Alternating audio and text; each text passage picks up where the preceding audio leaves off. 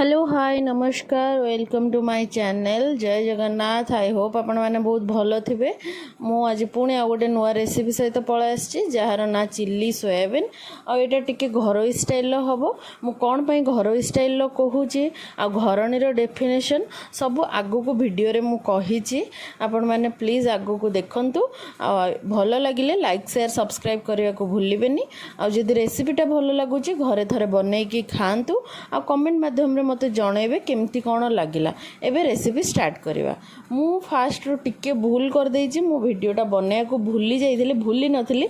मु माने video on करि नथिली सिजा सिजे मु भाबी ऑन अछि बोली तो सेठी टिके मिस्टेक हे गला। मु सिजे सारथिली देखला बेलको वीडियो ऑन हे नथला। नॉर्मली हमें जेमती घरे सोयाबीन तरकारी बनैले सिजांती बतुरई दियंती गरम पानी रे सोयाबीन को तो सेमती गरम पानी रे सोयाबीन को बतुरई सारला परे ताको टिके भल से चिपुड़ी देबे।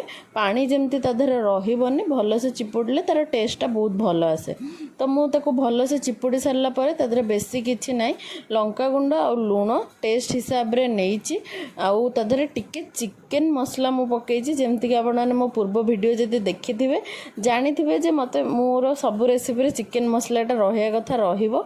तो चिकन मसला टिके मु ऐड करिछि आउ गोटे चामच अधा एमती नेइछि कॉर्नफ्लोर बस कोटिंग करिया पई बस एमती नॉर्मल कोटिंग रखिया पई नेइथिली। आपण माने जदि पूरा परफेक्ट सोयाबीन चिल्ली बनैया को चाहूचंती तो सेटा आपण माननकु पूरा भल से कोट करिया को पड़िबो कॉर्नफ्लोर आ ताको छाणिया को पड़िबो। मु आको छाणुनी बस भाजुची।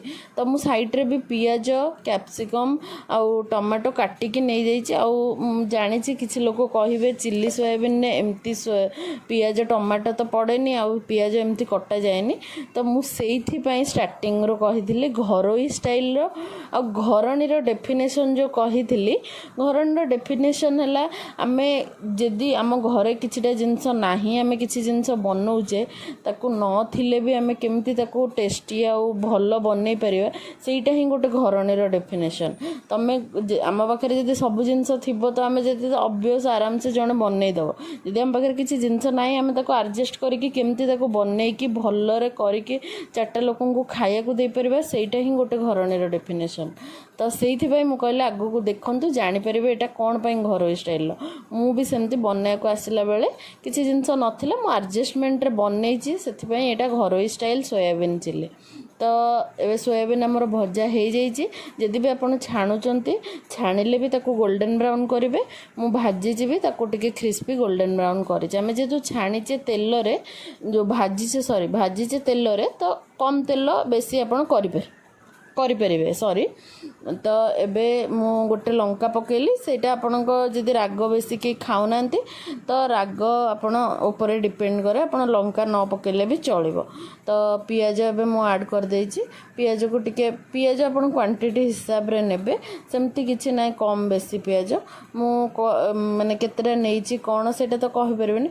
मो क्वांटिटी हिसाब रे मु छोटो साइज रो पियाज दीटा नेथिले आपण बड़ साइज रो नेले गोटे नेबे नाइ तो क्वांटिटी हिसाब रे बड़ दीटा नहीं पारे सेटा आपनको क्वांटिटी ऊपर डिपेंड।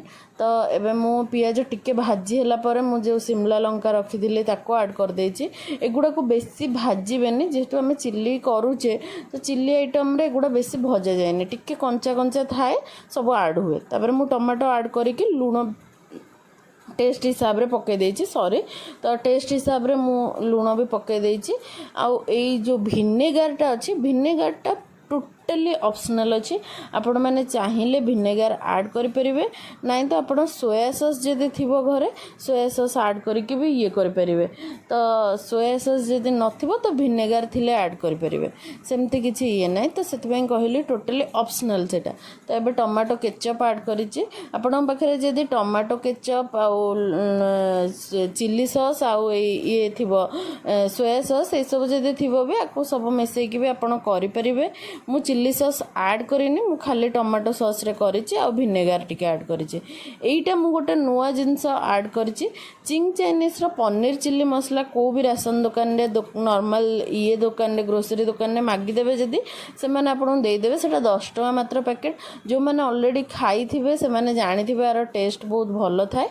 जो मैंने न खाई मु कहबी तो आपण मैंने थोड़े आणिकी ट्राए करूँ जितेबाला आपण पनीर चिल्ली होगला मशरूम चिल्ली होगला किसी भी चिल्ली आइटम बनाऊँच ताको बास पानी रे टिके घोल बनईदेवे ताको गोलईदेवे भलसे से पानी को आड करदे चिल्ली आइटम रे तार टेस्ट डबल हो तो मुझे चिंग चाइनीज मसला आणिके आड कर सारा पर एमती फुटिया को देवे टिके फुटी सारा पर मु जो सोयाबीन भाजिकी रखी थी ताको आड कर देछि।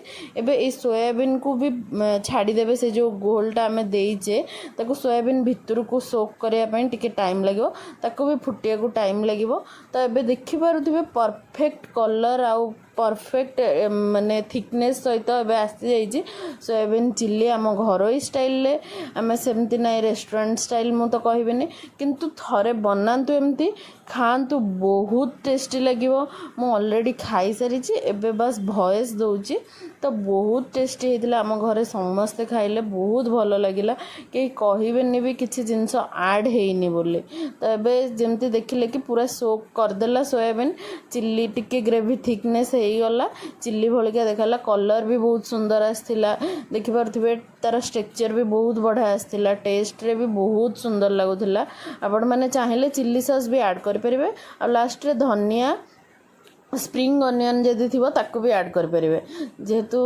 आम घर नाला मु ऐड करनी आपण मैंने चाहिए ऐड करें थरे बनातु बनईकी प्लीज़ कमेंट माध्यम मत जनातु केमती लगिला आई होप सो आपण मानक भल लगी एत बाट आसिले तो लाइक शेयर कर या टोटाल भी भूलें वीडियो भल लगिले कमेंट माध्यम जनइबे।